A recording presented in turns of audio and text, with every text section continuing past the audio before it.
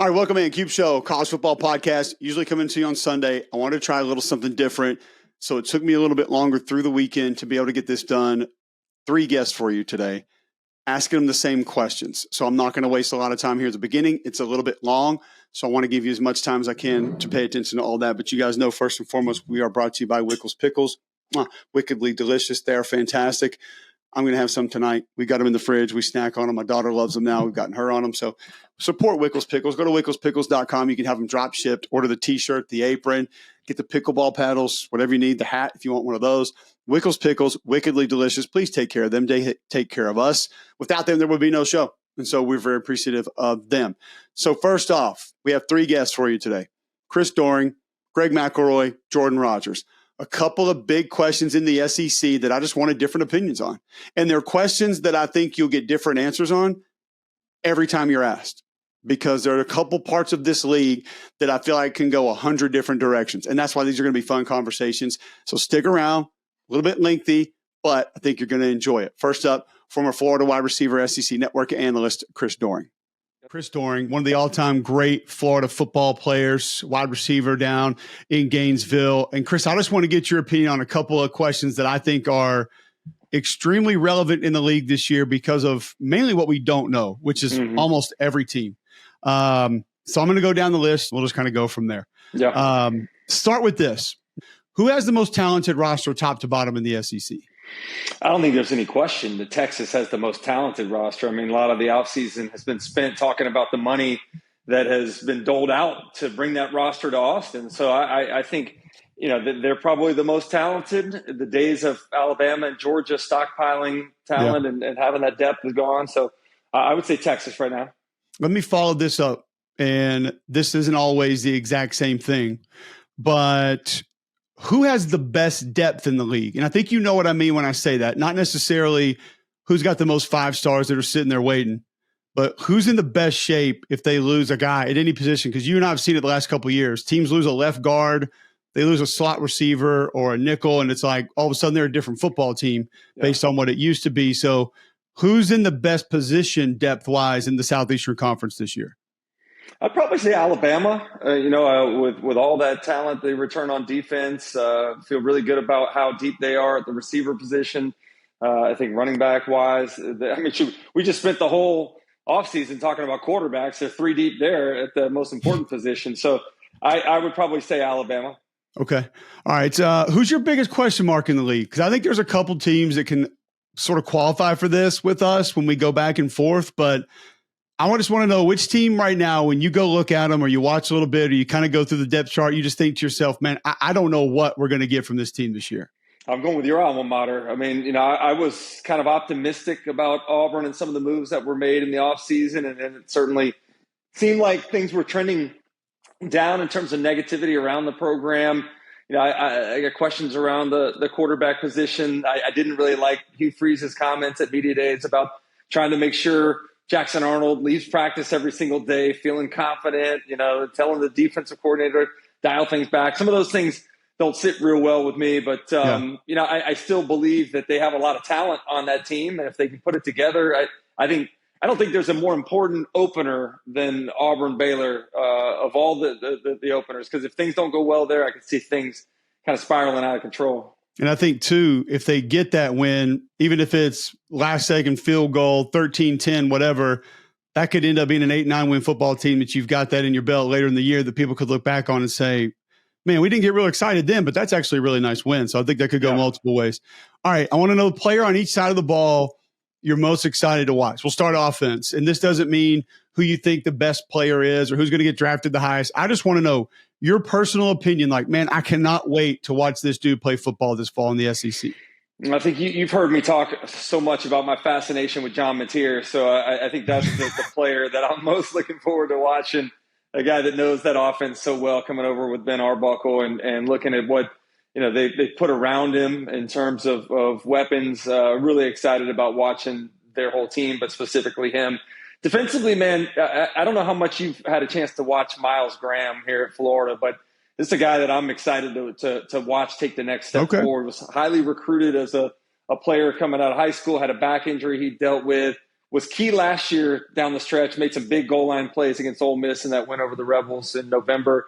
I think he takes a big step forward, and he could be, by the end of the season, be one of the best linebackers in the league. Mine be about a 2-3 person race on each side of the ball, but I think my offensive player might end up residing there in Gainesville, and I think you know who that is. Like, I can't wait to watch Jaden Ball play football this fall, man. Like, that dude just like sort of getting things lubed up a little bit a couple times a year, like getting him 28, 32 carries. Like, I want to see him start leaning on some folks. That could be fun to watch down there. By the way, I was on the sideline for the first scrimmage, and they ran a little outside run my way, and I saw this dude. I was terrified with him running right at me that he was going to, get a head of steam up and run me over. This dude is about my height and way thicker, bro. I keep trying to tell people he's almost 240. And when you watch him run, there's no way you believe that. It's like when I saw him in the spring game a couple of years ago, I was texting guys on both sides of the ball and that staff down there. I'm like, who is this kid? And they're like, he's 242, right? I'm like, wait, hold on. No, that's not real. Yeah. And then you saw him in games last year. I think he was down about 235, but people watch him, Chris, and I think that they think he's like normal running back size because of how he moves. And he's like, no, in today's football, he's like bigger than linebackers. Because most linebackers are like, 218, 222 nowadays. Yeah, bigger linebackers. Not bigger than the Florida quarterback, but bigger than the linebackers. All right. Who in the SEC for you? Hold on, you didn't give me your defensive guy. Defensive guy I'm most excited to watch this year. Caleb Banks will be in the mix there because I think we are at a massive shortage of disruptive interior defensive linemen in this league right now. I mean, it's Marvin Burks at Missouri would be another one because I feel like he's like our era of football. Like, he comes downhill to try to hurt people. Like, he don't really care if he gets them to the ground. He wants to knock the ball loose and wants to knock you out of the game. And like, most kids don't play that way anymore. Yeah. Safety at Missouri. He would be another one. Those would be towards the top of the list. If Deontay Lawson's healthy all year, he's super fun to watch, man. Like, he would be on that list as well. Like I said, I'd have 2 or 3, like, I don't know how you can't have Singleton at Auburn with everything he's probably going to have a chance to do. If Deion Burks is healthy at Oklahoma, he's got to be on that list. So, like, almost every center in the league, I mean, Florida, Auburn, who else? LSU. I mean, that's like the centers in this league. Alabama probably has the best center in the league. So all the centers in the league, I'm excited to watch this year also. Like, that's going to be a fun position to watch. All right, who do you think in the league brings the best schematic advantage, just in its totality, top to bottom, whether it's scheme offense, scheme defense, special teams, just coaching philosophy, just how they enter games? Like, if you had a football team that was going in to play all these teams, who do you think you'd have to spend the most time preparing for because of the schematic advantage that they may have? I'm actually going back schematically to Oklahoma, bringing what Ben Arbuckle runs and the stuff he's done at Washington State, I think presents challenges for defenses, particularly now with the better talent that'll be surrounding John Mateer. So I'm excited about that. And then defensively, I don't think people are talking enough about Brent Venables going back to calling defensive plays. I mean, this is a guy that has made his coaching career off of being one of the most elite defensive coordinators in college football. So I think that's a big jump for them on that side of the ball. So that's why totality, I'd go Oklahoma probably. Do you think that's the best D-line in the league? Because I caught some serious hell for saying that around. That's because people don't know. People don't. I agreed with you. I saw exactly what you were saying, and I think that they are highly underrated in terms of not only talent but depth of talent that they have. It's similar to South Carolina when people pushed back on that last year. And Tennessee kind of this year and especially last year, people don't understand the value of 4, 5, 6 D tackles that can play, being able to rotate those guys. Like, you just don't have that luxury at a lot of places. All right. So as of today, who is your pick to win the SEC? I've got LSU winning the SEC, and I also have them winning the national championship. And I think, you didn't ask that part of the question, but I'm a big fan of Garrett Nussmeier. I'm excited to see him come back for another year. They put a ton of talent around him at the receiver position. I honestly believe Blake Baker and that defense, you look at what they did from year 1 to year 2 at Missouri, they're going to have a similar jump here this year.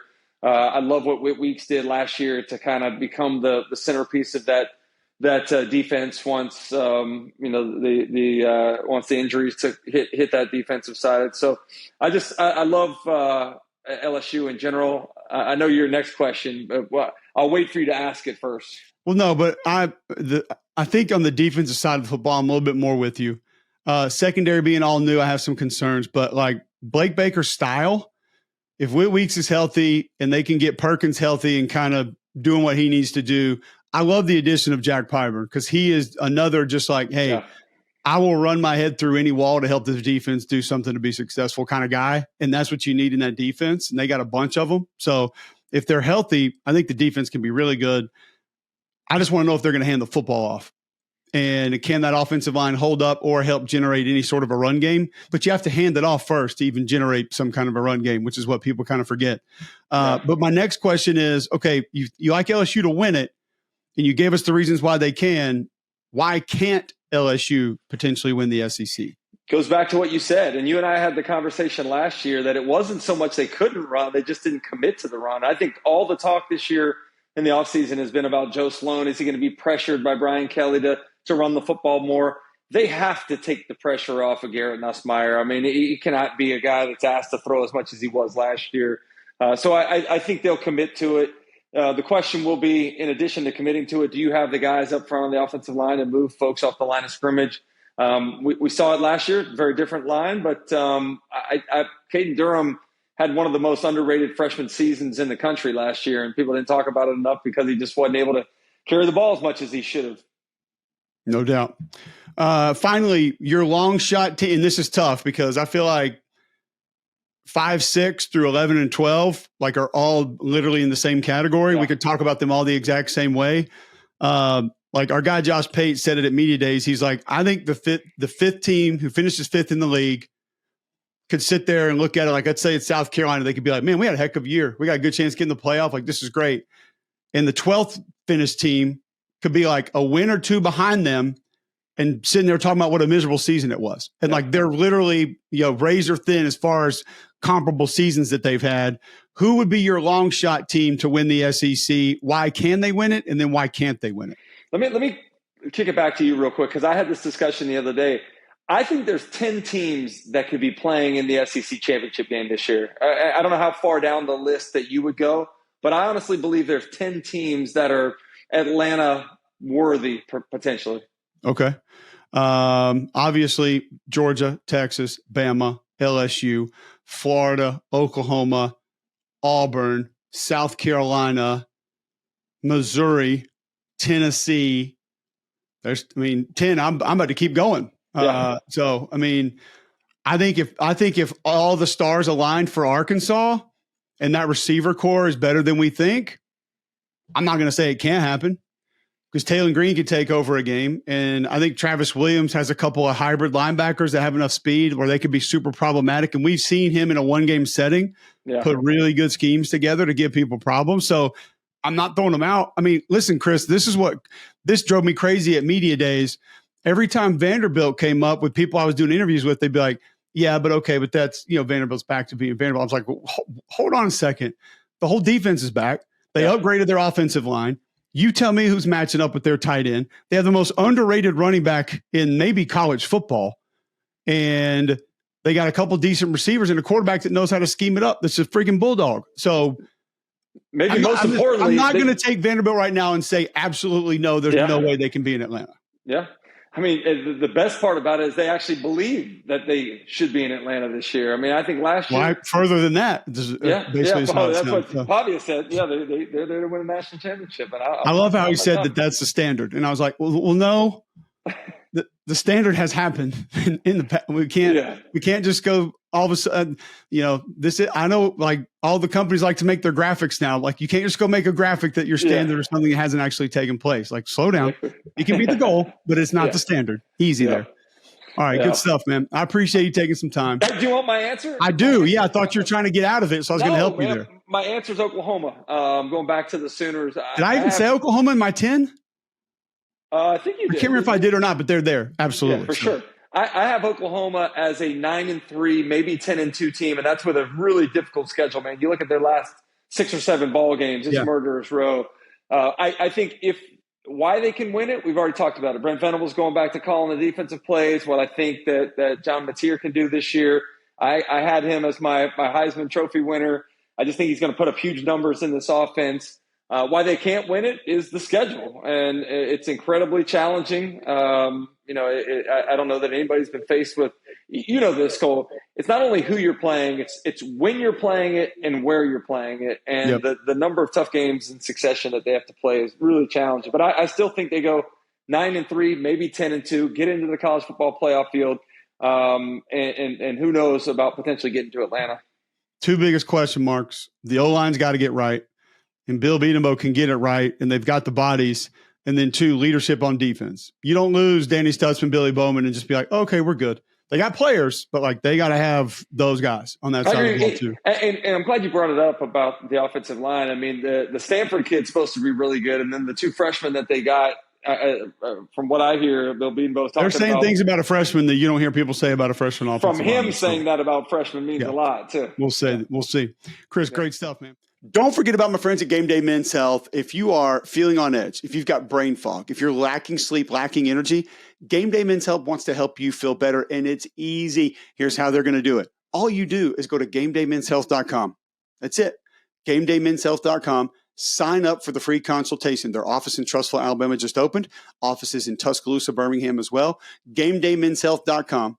Sign up for that free consultation. Go in, free PSA test, free testosterone test. They tell you where that baseline health is. And then they say, these are the different ways that we can help you. These are the programs that we can offer that we think you can benefit from. And there's almost no upfront fees to get started on these programs. So they're going to get you back to being your best you.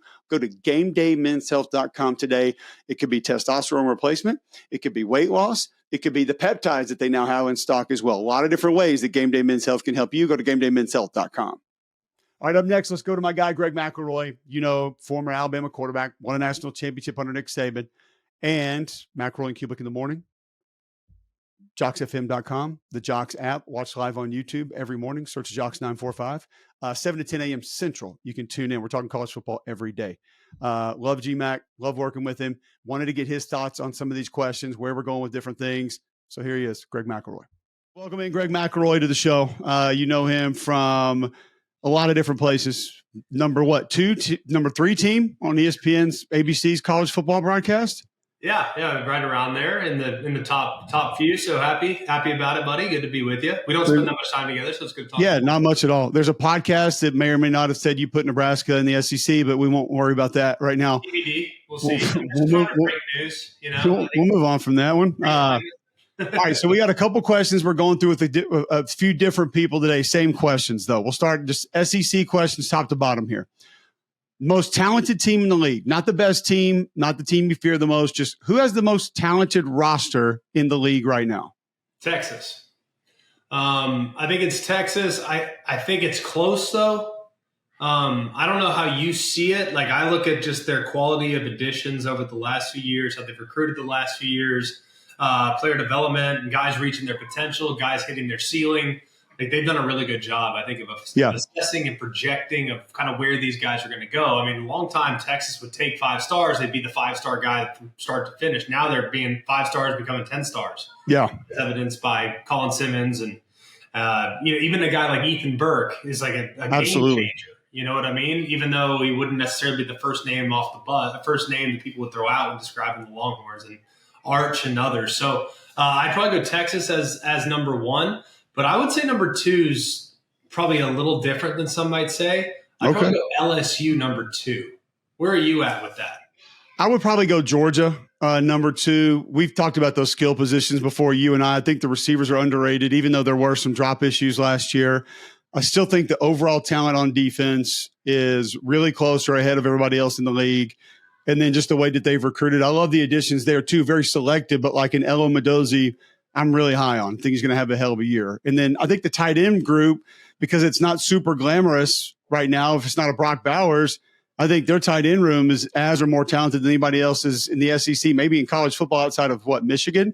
So you got to give them credit for that also. But I thought it was an interesting question because so long it was Bama, LSU, and then it was Bama, Georgia. And now I feel like it's at least a 3, maybe a 4-team race of at least being close with a couple of teams at the top.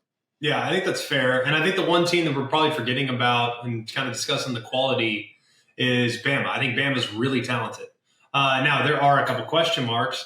And if you look at recruiting rankings and things like that, and where guys were recruited and where they're at now, I mean, a lot of people allow those recruiting rankings to impact a guy's evaluation over the course of 4 years. Like we've talked about a million times.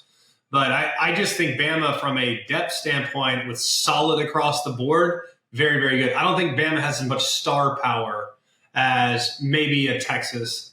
I don't think Bama's best players, with the exception of maybe Ryan Williams, are, top 5 pick status. But I thought you may have gone A&M there, not above Bama, but just as maybe one of those teams that should belong there because you like their talent. You think they're kind of in that conversation. I think they're stepped down as far as top level talent. Like if we're talking every team in the league hits their ceiling this year, Texas is the best. Yeah. That's I don't think there's any doubt. I think Bama's ceiling is slightly lower than Texas's, but their floor might be a little higher than Texas's. You know what I mean? Yep. I think Georgia kind of falls in the same category as Bama, where their ceiling probably not as high as Texas, but their floor is going to be pretty high. So I mean, in a world where the rosters are turned over annually, it's kind of dependent on what the schedule looks like. I kind of lean towards teams that have a really high floor because I know worst case scenario, wheels come off, they're still a 9-3. Sure. You know what I mean? Yeah. So that's kind of where I'm at with Texas, Bama, and Georgia, kind of in that pecking order. But LSU, I think their ceiling's insane. Yes. It's just, will they hit it? I don't know, because I think their floor is a lot lower than Bama and Georgia. I agree.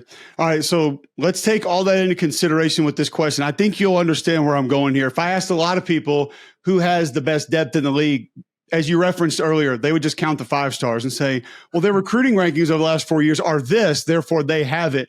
I think you understand, like, let's take a South Carolina last year, how they could roll at D tackle, right, and what they had at some other positions. Who right now in the league has maybe not the best depth, is in the best situation from a depth perspective? Yeah, to survive personnel turnover. And I've gone round and around about this, but the more I watch some of these teams and the more I hear buzz out of camp, I think the best depth is at either Georgia or Alabama. Like I think the depth is really, really strong, where the number 1 guys that we just referenced, Texas. Yes. For example, Texas drops Arch Manning. Let's say he rolls an ankle, misses 3 games. The next guy up at Texas is a pretty considerable drop from what Arch's ceiling might be. Whereas if you look at Georgia, the difference between Ryan Puglisi and Gunnar Stockton, I don't think that gap is that significant. I don't think the gap between Ty Simpson and Austin Mack at Bama is like enormous. I don't think it's as wide as the Grand Canyon. So I think there are teams in the league that are better equipped to overcompensate for a guy that were to be out of the lineup. So if I were to go depth, I'd probably go tie between Bama and Georgia. I'm going to give you a crazy answer here. Based on how our radio show went this morning, you won't be surprised with the accusations you threw my way. What about Auburn here? We've talked about the tackle depth, offensive tackle. Like, they have real offensive tackle depth. Not many teams can say that.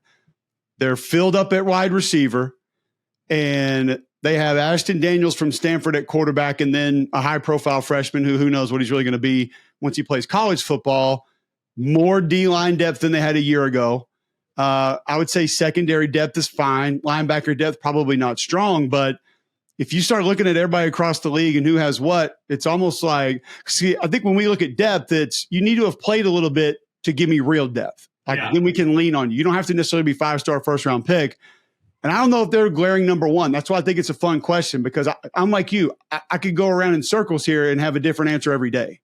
And part of the conversation around depth is it can also be used as, you could take it the wrong way, but it could probably be interpreted as maybe the first team guy is not so elite that in the event in his absence, like the next man up, maybe the gap isn't that wide. Fair, yeah. Maybe that's I think why you could probably get on board with Auburn, because they have tackle depth. You referenced the offensive line depth is solid. I think the drop off from one running back to the next is not that significant. The drop off from wide receiver next, not that significant. Quarterback, not significant. Defensive line, yes, you lose Keldrick Falk, huge. That's loss, different, right? yeah. With the exception of him, every other guy, you can kind of roll them in without noticing a significant drop off. Linebacker, maybe not quite the same. And then secondary, they've been rolling a bunch of guys there for a long time. So I think it's a fair one. Another one I'd throw in the mix would be A&M. Yes. To that conversation. I think they're super deep at running back, super deep along the offensive line. I think they have tons of disruptive pieces along the defensive line. I like their wide receivers a lot. How good is Marcel Reed compared to Jacob Zeno? I have no idea, right? No But clue. Zeno's played real college football, so there's value there. There is. So I think part of it would be used as kind of maybe you're not as sold on the starters, but it makes you more confident in their depth overall. So I can see that conversation going. Yeah, it's fair. All right. So that being said, for whatever reason you want, just haven't seen him, new place, just think he's going to break out and be better than people believe. Give me the player in the SEC on each side of the ball you're most excited to watch this year for your reason, not anybody else's, just your reason. It can be anything. Start with offense. Well, offensively, it'd be hard for me not to say Arch Manning, right? I mean, he's the one I'm most excited about, if I'm going to be completely honest. But I don't feel like for your show, we need to be, 30,000 feet. So should we just remove him from the conversation? Again, there's so many different, unique answers, and none of them would really be wrong. So if it's Arch, I get it, because I think your reasons for Arch are not that his name is Manning. You've been, I don't want to say hypercritical, but you've been selectively critical. You've been critical with a fine-tooth comb on Arch Manning's performances from last year. So I think a lot of people hear things that you've said and they're like, well, he just doesn't think he's worthy of the hype. And that's not it. Like, you'll take specific examples in games, some of which I was on the call for, and say, he can't make that throw. Yeah. Or didn't make that throw, but they were up 38-0. And so nobody remembers it that way. So I think when you say Arch Manning, I have a pretty good idea why you're going there. It's because might live up to everything. Great offensive coordinator, ton of weapons, but he can't live that life he was living last year when he got the ball in his hands, because it's going to mean a lot of negative plays for the Texas offense this year. Yeah, I could. I'm most fascinated by him. Another guy I'm fascinated in. I mean, Arch is an easy conversation. Yeah. I think he's going to be great. I do. I do think that the hype is outrageous and too high, because he's still a young player. He still needs to learn how to play the game situationally, circumstantially, all that. But that's only going to come with reps, and he doesn't have the luxury of those yet. So we'll see what happens here as the season goes along. The other guy I'm fascinated by is John Mateer. Yeah. I just think he's electric. I think he is so much fun to watch. But I also know that last year he was doing so against some pretty average competition. Yep. And that will not be the case with Oklahoma's schedule this year. It'll start week 2 against Oklahoma, or against Michigan when they come to town. Like, we'll find out all we need to know that day. So those would be the two at quarterback for sure. But if I'm going to take a position that is not the quarterback, it's KC Concepcion at Texas A&M. And we've been talking about him now for years. I've been calling his games for 2 years at K-State or NC State the last couple of years. Like, I told you about him 2 years ago. Like, this guy's real. Yep. Like, he's a freshman and they don't know what to do with him because their quarterback's struggling. But this guy's legit. He's got big time juice. Now I think with Colin Klein being more comfortable in the SEC, I think KC Concepcion with quality quarterback play, which you can think Marcel Reed's a top level guy, or you can think he's an average guy, whatever you define him as, he's better than what he's had up to this point.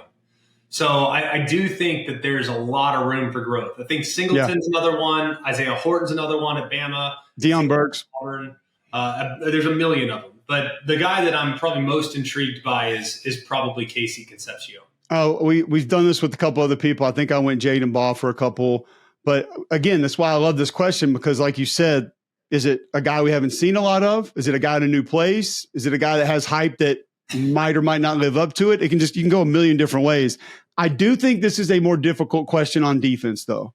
Yeah. Because you and I have also been a little frustrated with the league that the D-line talent is not where it needs to be and has not been there for quite some time, like probably since that last great Georgia team that we saw like 4 or 5 years ago. Who's the guy on that side of the ball that you're just really excited to watch this year, and why? I mean, my favorite player in the SEC is Whit Weeks. That doesn't change. But him coming off an injury, we've already kind of seen what he does in this defense. It's Caleb Banks at Florida. He's the one guy that as the season went along last year, the final month of the season, it's like the light went on against LSU. And then it carried over into the following week against Ole Miss. And then he was a terror and was unblockable against Florida State. It's like, I don't know what happened on November 1st last year, but he went from being a solid player to a take over the game guy. Yeah. And if we get that from week 1 beyond, he's the one guy at defensive tackle in the league that I don't think can be accounted for.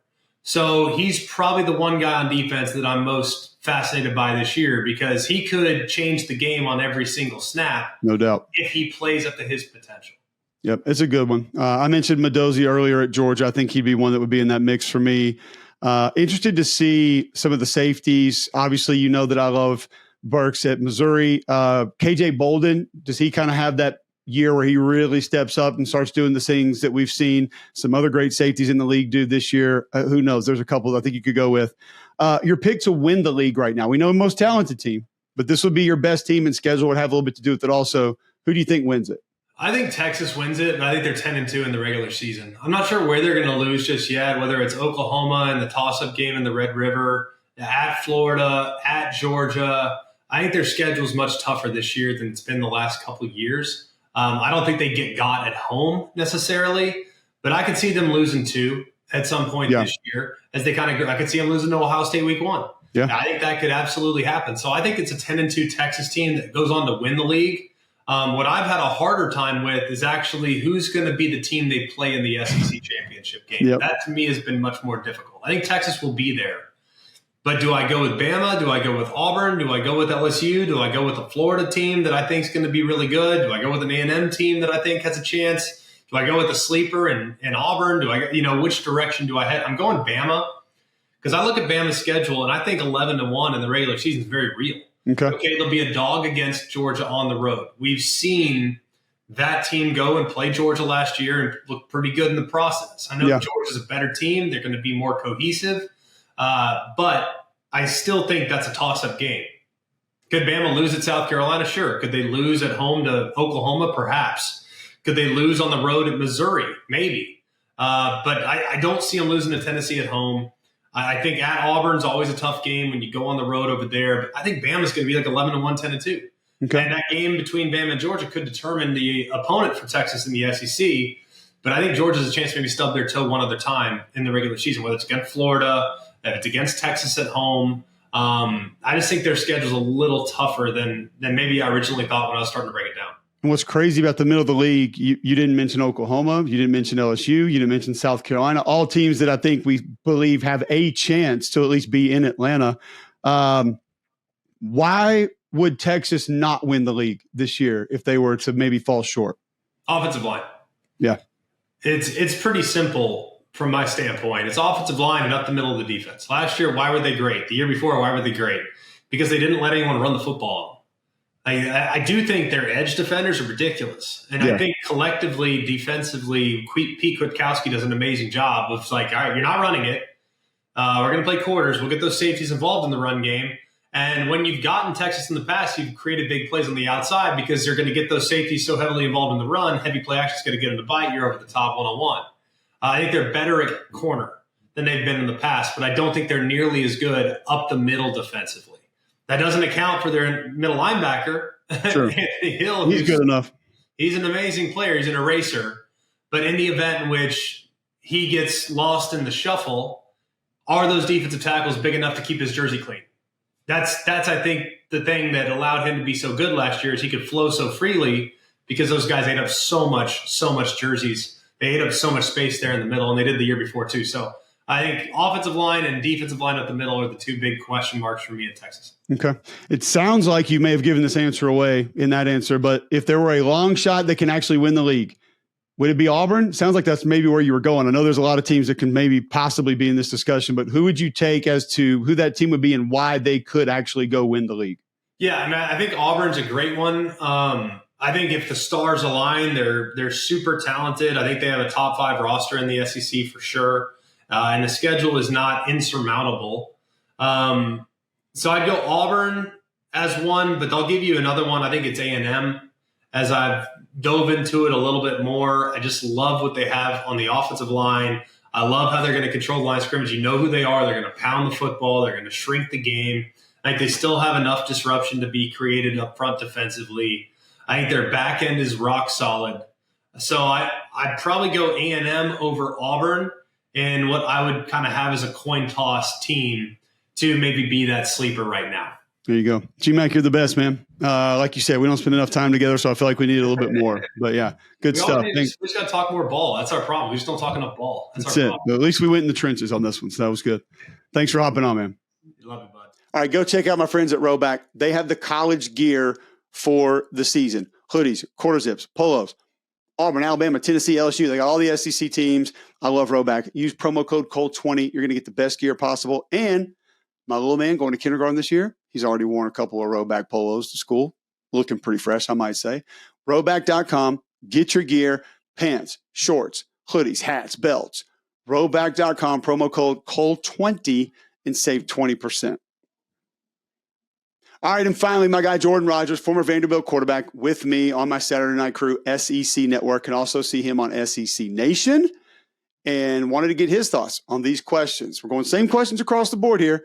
What does Jordan think about some of these other questions that I asked Chris Doering and Greg McElroy? All right, last one we're going to go to, maybe my favorite, Jordan Rodgers. We'll be together on Saturday nights again this fall, calling SEC games. It's going to be a blast. Is this going to be year? I think it's 8. 8. No, it's 9. No, it's 9. 9. Last year was 8. Somebody asked me that a couple weeks ago, and I was like, I think this is 8. It could be 9. I'm not 100% sure. That's ridiculous. Fire it up. We might be going towards record territory here at Walt Disney. I hope it'll be looking like yours if we keep doing this much more. I want to see that day. I just want to be alive for that day when that happens. When you have to shave your head. When Jordan Rodgers can't put the product in the hair anymore. When the power alleys just start going. Just shut it down. Get the clippers and it's over. Here we go. No. All right. Are you good? You doing well? Yeah, I'm doing great. Okay. Good. Excited for the season? Very. Good. All right. We're skipping the small talk here. We'll do that another time. All right. Questions that a couple other guys have answered. I want to give them to you, and we're just going to kind of go where everybody says. It's going to be fun. Who do you think has the most talented roster? Not the best team, most talented roster in the league going into the season? I think that it comes off the top of my head as LSU. I think there's a lot of question marks on the defensive side of the ball, but I think hands down, Garrett Nussmeier is the best quarterback in the league. I think the talent that they put around him at receiver is elite. Oh, yeah. Not just the guys they had, Aaron Anderson, Chris Hilton, but adding Barryon Brown from Kentucky. I think is one of the more underrated, and maybe I'm just not hearing it, but untalked about additions I think is going to be a big impact. Special teams too, not just receiver. Exactly. Nick Anderson as well, a big target on the outside for Nuss. Obviously Perkins and how they use him on the other side of the ball. There's questions on that side of the ball. A lot of transfers up front on the defensive front, but I like what they have across the board. I think the only reason more people don't just go there like you just did is Nick Anderson banged up. Yeah. Obviously Whitweek's coming off a major injury. Harold Perkins major injury. If all those guys had just been healthy last year, I don't think we'd maybe Texas, but we'd be like, dude, LSU's got to be in that conversation. Yeah. So that brings me to this question. And I think you'll understand kind of where we want to go here. Who has the best depth in the league? And once again, it's not just who's accumulated the most 5 stars in recruiting the last 5 years, but who do you think is best suited to withstand some major hits from an injury perspective? God, see this one digs into your territory where I don't know the 6 through 10 guys on the offensive line. Like Anybody does for a lot of these teams. Like I would say this with McElroy, I actually threw out Auburn. And the reason I did is Ashton Daniels has started at quarterback. Your receiver room is full. Your running back room, you're not having a big drop off with whoever you bring in. And you have legit tackle depth. Like you went and got 2 tackles from Virginia Tech and USC out of the portal. Yeah. You have 2 others that have played. Dylan Wade can bump the tackle. Like there's not a lot of teams in the league that have that kind of offensive line depth. Now, that doesn't mean they're all going in the first round. And then I think the D-line's a little bit deeper than it has been. Secondary's okay. Once again, people will hear that and say, but they're not 5 stars. They're not going to go early in the draft. But it's just far as who can withstand an injury or two, they actually might be ahead of the pack versus a lot of the other teams in the league. I mean, this is not a cop-out, even though it's going to sound like one.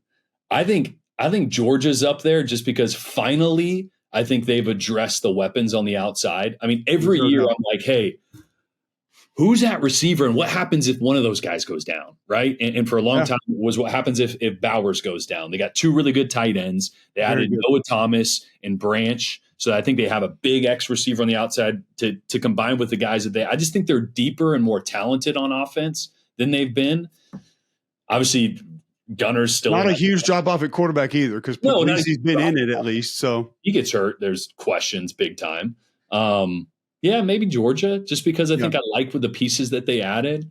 See, I'm with you. I actually had Georgia as maybe the most talented team outside of Texas, and a lot of it was because of the skill. The only drawback would be we had Roddy Nabulsi on my radio show yesterday, and I had totally forgotten about the drops last year.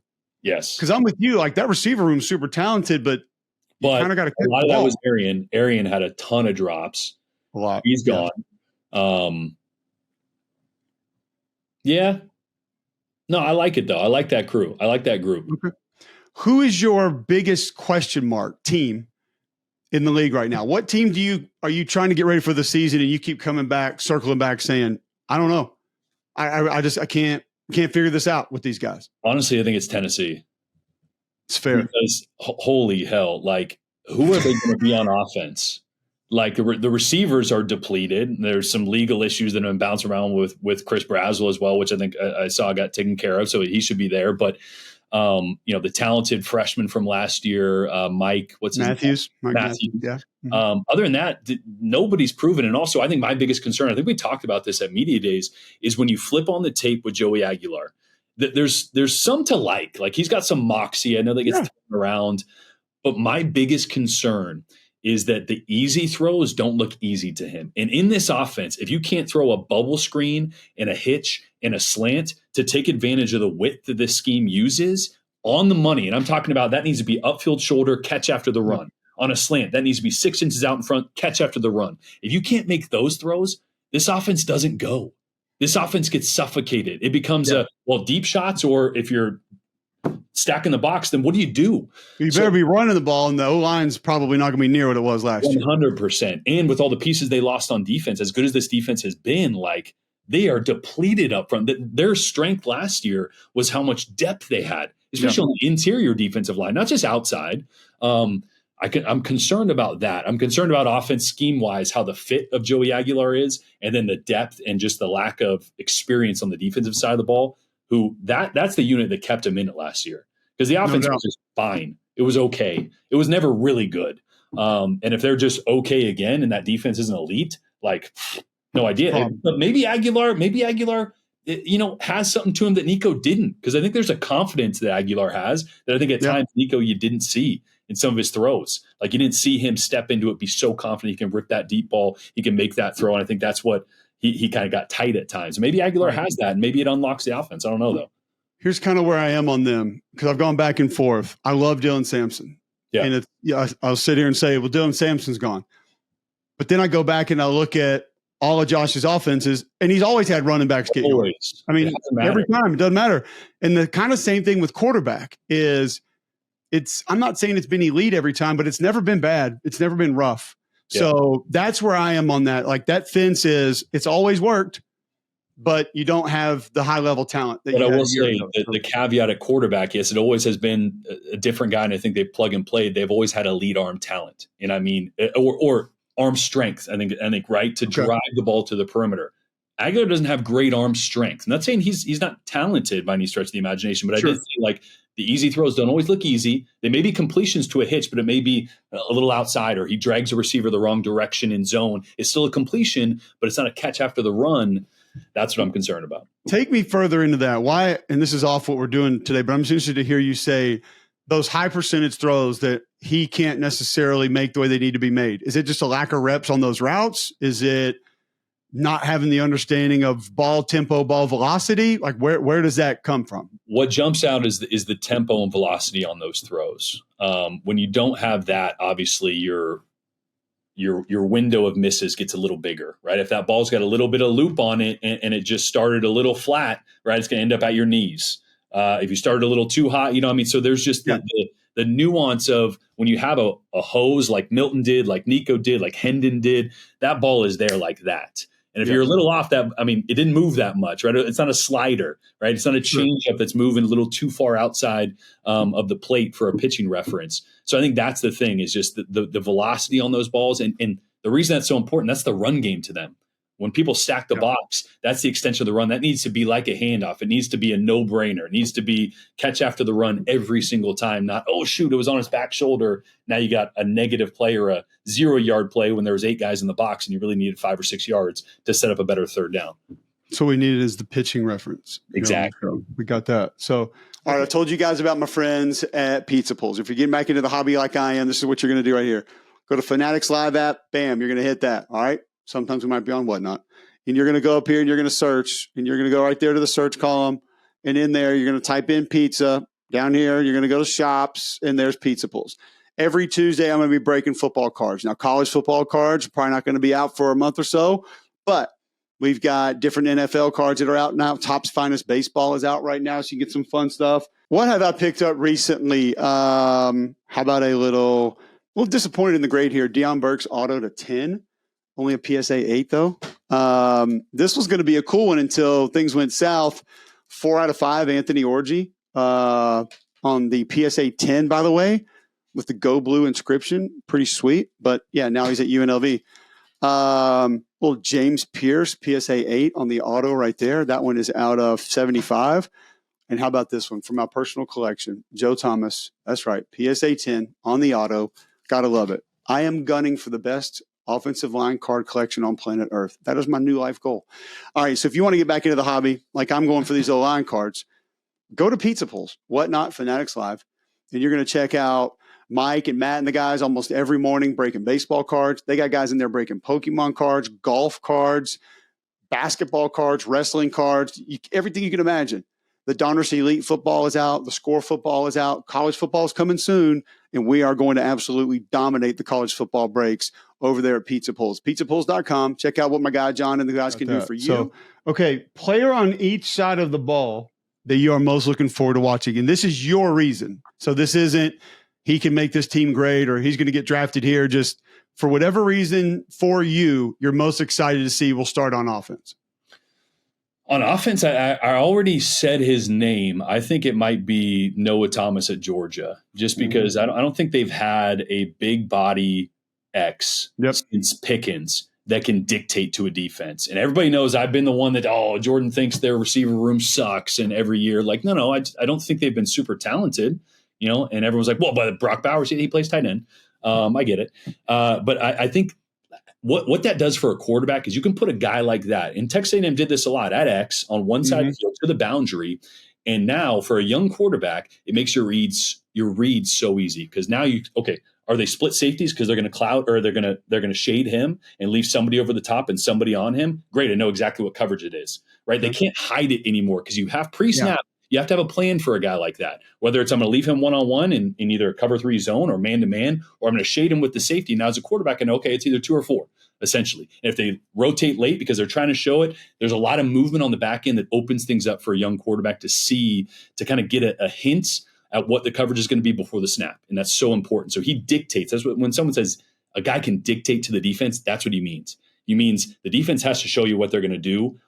They can't just leave him out there one-on-one. So it gives the quarterback that advantage pre-snap. So I like that addition to a young quarterback, to a talented team that I think is going to surprise some people. Not surprise some people, but I don't think many people are talking enough about Jay and Gunner Stockton. For those that don't know, think like if you watched Florida State a couple years ago, like Johnny Wilson at Florida State. Just like looks like a small forward playing wide receiver. Like he brings that kind of ability. Speaking of defense, that side of the ball, who's the guy that you're just really anxious to see play this year? Dylan Stewart, because that defense lost so much. That offense and Lenoris can take them a long way, but that defense was so elite last year, and they had Kyle Kennard on the other side. So you had multiple guys you had to worry about. Now it's all Dylan Stewart. Now, so like, can he have that same impact when the offensive line is going to be sliding his direction almost every time? They're going to be double teams and chips because you don't have the same kind of dude on the other side that you also have to worry about. So there's going to be less one-on-one matchups for him. I'm just seeing. Not to also mention Tonka, TJ, those guys inside were really good last year. So that defense created so many problems, and now they're going to need them to be elite again, but it's going to be a little more on the shoulders of that one guy to disrupt the game, move him around. I'm just saying to see how they use him and how he steps up to the plate, as now a more mature guy with more on his shoulders and more in the spotlight. All right. So here's one that's kind of a little bit more in your wheelhouse, something fun for you and I to talk about. If you're playing against all these teams in the league, who brings the most complicated, difficult, tough to manage schematic ball of anybody else? Like, who schematically would you least like to face in the SEC this year?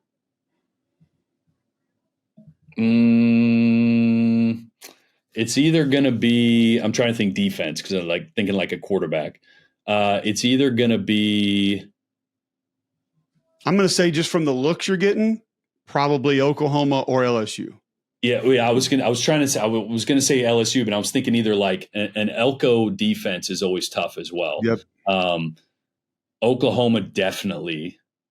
LSU is just tough because we've talked about it before. Blake brings so much pressure, and as a quarterback, like solving a problem pre-snap sucks. I was going to say, you guys are rule followers, and he doesn't follow the rules on defense. So and that's the problem. So when you see something and you're like, okay, this should be I should be good, right? Like no one's capped over here. I don't have to expect pressure off the slot. Like the normal thing, quarterback comes to the line of scrimmage and here's what he does first. He looks for the boundary safety. Is there a boundary safety?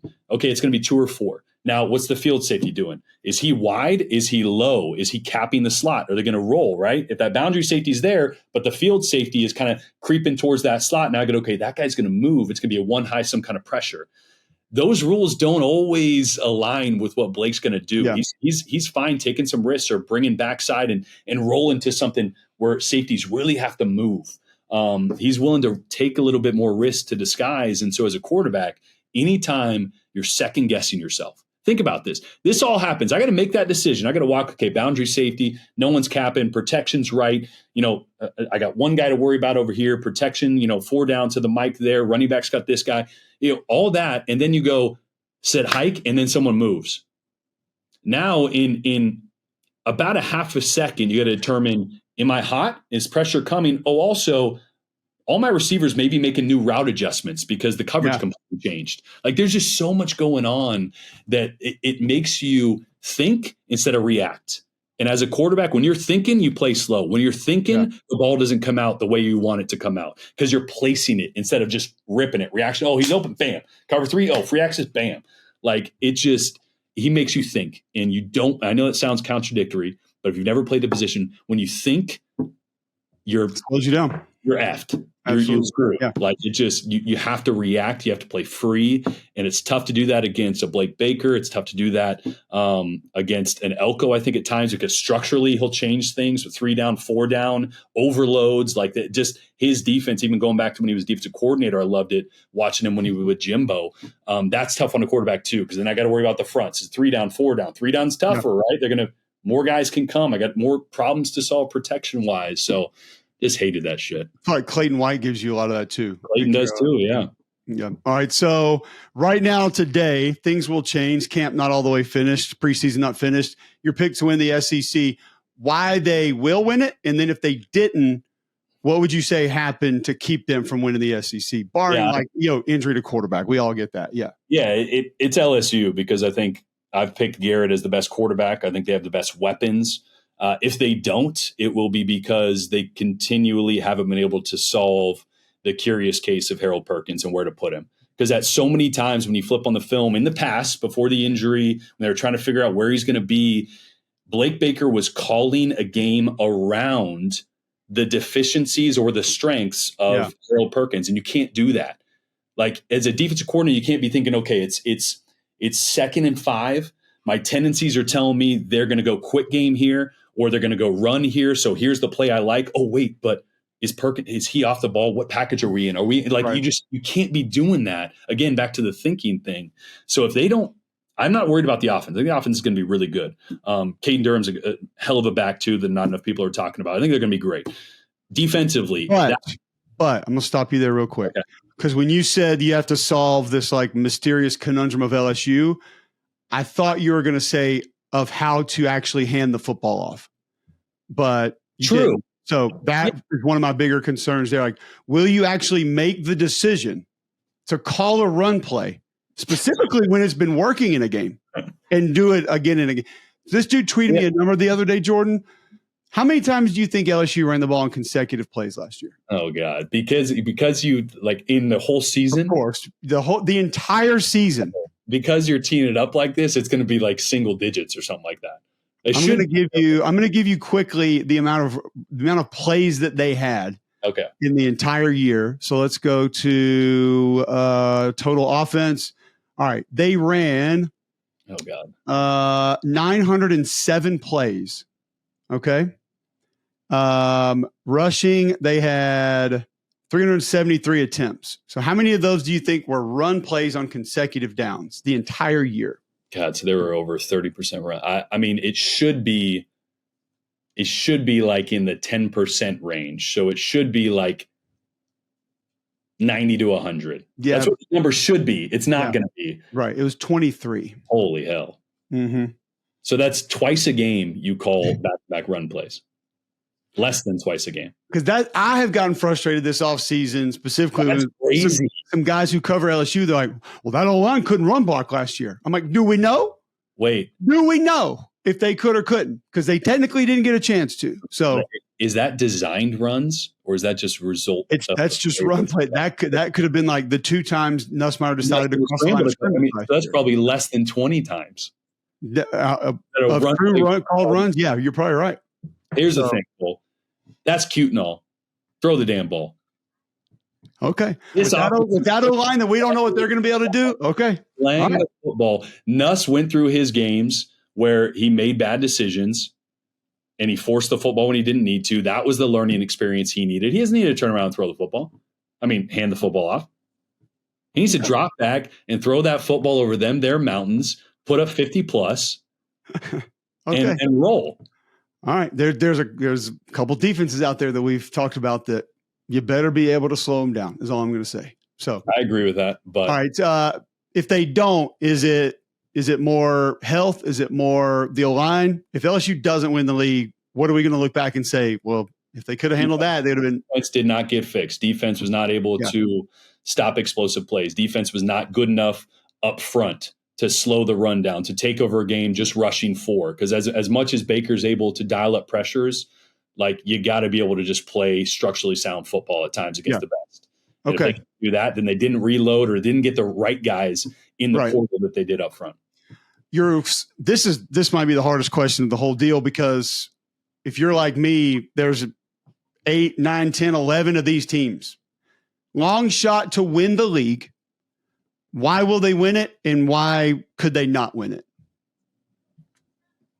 Okay, long shot. So I'm not putting like Alabama as a long shot. Yeah, no, but I think if it were me, that removes Texas, Bama, Georgia, LSU to the side. Yeah. Everyone else, I think, is going to have some things go their way to actually win the league. Yeah. So, but I think that's a pretty big group, because we would probably take Mississippi State. Yeah. I don't even know if I would rule Arkansas and Vanderbilt out. Like out. I mean, some things can happen. Win the league? I'm just saying. That was my second most frustrating, outside of the fact that we were in Atlanta and I did 3 interviews and they did not know who Eric Singleton was when I brought him up. And I'm like, he played right over there. But okay. Every time I brought Vanderbilt up, the person doing the interview would say, yeah, but they're going back to, and I'm like, hold on a second. Everybody's back on defense. They address the O-line concerns. They have the most underrated running back in the league. Yeah, but look at the offensive production the last 6 games. You cannot match up with their tight end. They have good above average receivers. Look at down the stretch, though. Okay. Down the stretch, they couldn't do anything on offense. But you said everybody else is making these magical adjustments to be better. Like Nuss isn't just magically not going to throw the ball to their other color jersey. But Diego can't get a little better. Listen, I'm the one that stood out here a couple weeks ago and said this whole winning a national championship and the standard and everything, like, stop. Yeah, but you have to say that. You have to believe that. Becoming a little bit of an act, and that in turn becomes a distraction, and that's not good for the team. So that's where I am there. But I'm just saying they're not a throwaway team, is what I'm saying. Oh, I agree. Okay, I'm gonna put. I think this is actually a long shot, despite recency bias. Ole Miss. Yeah, it's absolutely a long shot to win the SEC this year. Because of how much they've lost is crazy. But I think Austin Simmons is a dude. I think the dudes that they put around him, Stribling, Wallace, Caleb Odom's a guy that they're going to move all around. That's a big body dude. If he can be anything close to what physically he looks like, that would Where be did they not put dudes around him? totally Up front. Yeah. Oh, yeah, well, yes, yeah, but here's the thing though. Here's what's different about that. I think they're going to be much less like in the last year and a half, 2 years. They went to a straight drop back 5 quick man pro ball game because that was Dart's strength. Mm-hmm. Like I think they're going to be much more back in the RPOs, run action. Like I think they're going to be more in that world, which is going to put less pressure on the offensive line than they've had. Okay. Last year, just straight. Everyone knew straight drop back. We're going to spread you out and drop back, and we need 5 guys to sure things up. Right. I think they're going to be a little bit less of that. I think they're going to get the ball out of Austin's hands quicker. I think they're going to be more RPO based. I love his decision making. I love his ability to manipulate his arm angle. I love it. His arm is stupid. Like he has a chance to be like this. I think surprise player in the league. So good. He has a chance to be so good with the talent they have. So yeah, defensively, I mean it's not close up front. It's just no. That if you were to ask me, can they do it? A lot of those reasons you said, I would give you. Yeah. And I would say if they get Luke Haas back healthy at tight end, they could be really good at tight end. And you and I know having Levy, having Charlie, having Lane, that's the position that kind of unlocks it. He's more athletic than Priestcorn. Priestcorn was great, but Priestcorn was not a guy that could split out and do a ton for you. Yeah, and that would give them 2 that they would have there that are really good. They had guys that made plays up front last year. Like that, it didn't matter what the coverage was. It didn't matter if the backers read it the right way. Like they made. Monty Ellen, don't know who he's going to be. I mean, you plug in just a name and say he's going to be very, very, very different Uman Totally. So yeah. And then, listen, I'm not saying that they don't have back at the second level. He's a stud. Yeah, but it's just how much difference back end.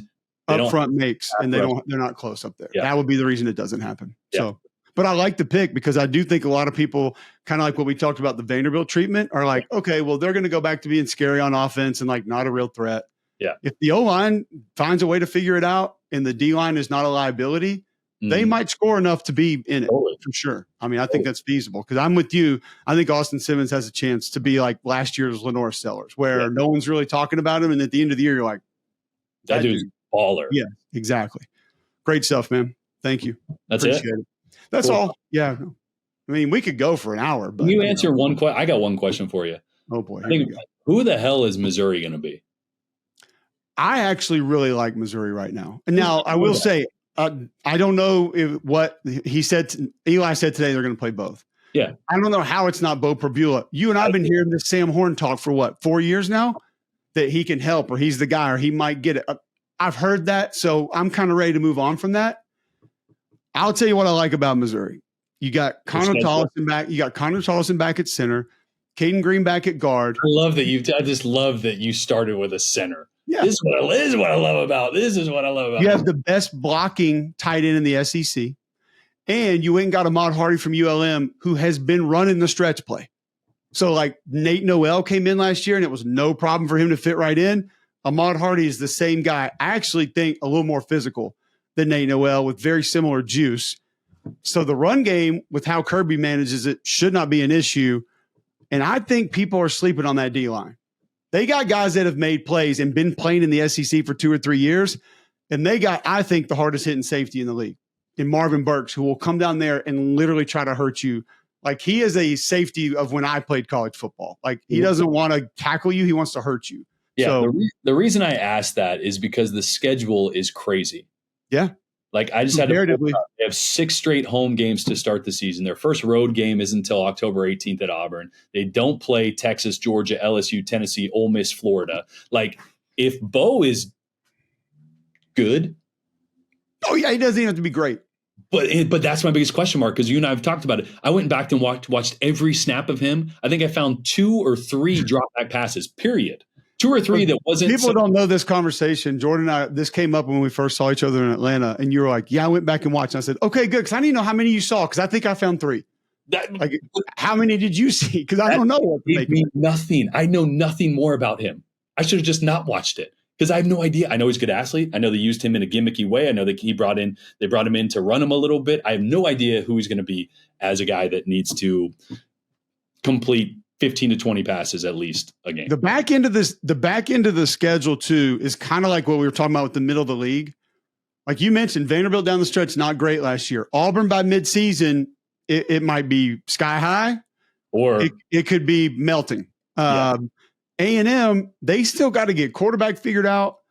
Depth might be a concern defensively there. So Mississippi State late in the year, Arkansas late in the year. Those are teams that aren't really built to survive November. And at Oklahoma, they look like they're more built for it, but that was their biggest problem last year, is how beat up they were. So it also sets up not just the Kansas game's massive, by the way, and they're going to be pretty good, but it sets up nice on the front end. The way the teams are built late, it could really set up for them if they get some of those pieces figured out, which we don't totally forgot. I'm going to amend my player I'm most excited to watch on offense. Like John Mateer, you just said, I totally forgot. Like I can't, as I was thinking of every freaking roster, I can't wait. Deion Burks for me on that team. Deion Burks, Jaden Baugh, Eric Singleton, Mateer is in there. There's a bunch of dudes that people don't know. Jaden Baugh too, yeah. Baller. Dude. And everybody's like, who? He's 235, and wait till you watch him run. Like you won't think he's 205 the way he moves. It's going to be fun. I think it's going to be a lot of competitive games, a lot of close games. There's going to be upsets. I think it's going to be a really fun year, and especially if those teams at the top that we mentioned don't really pull away, then it's going to be super. They might not. No, they might. I mean, 100%. No more questions for me? I think that's all I got. Okay, good. That's it. Boy, what was that a two-seam fastball you were throwing earlier? You're a two-seam guy, not a four-seam guy? So Judge has this is actually Locke's first home run ball that he hit out of our backyard, so he signed it for me. Go. Look, that's awesome. So he has MLB The Show on his Switch, and he's sitting there telling me like how he can throw. He's like, "That is my splitter. Watch my four seam." And he has doesn't know the difference. It's hilarious. But yeah, awesome. He thinks he knows all the pitches there are to throw. Yeah. All right. Thanks, man. That was great stuff. I appreciate it. See you soon.